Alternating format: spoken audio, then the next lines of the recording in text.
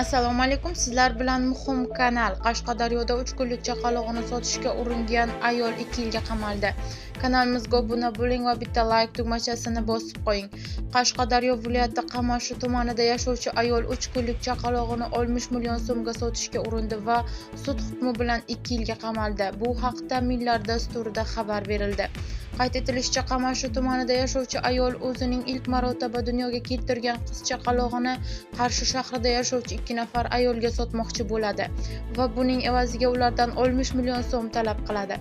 Ayol 50 million so'm va $800 Spark rusumli avtomashina ichida olgan vaqtda huquqni muhofaza qiluvchi organlar tomonidan qo'lga olinadi.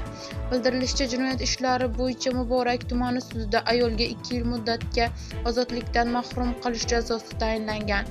Shuningdek, uning 2024-yilda tug'ilgan qiz farzandi Kitob tumanidagi viloyat bolalar uyiga topshirilishi belgilangan. Eslatib o'tamiz, avvalroq Surxondaryo viloyatida 2024-yilda dunyoga kelgan farzandini sotmoqchi bo'lgan 23 yoshli ona 6 yil muddatga ozodlikdan mahrum qilingan edi.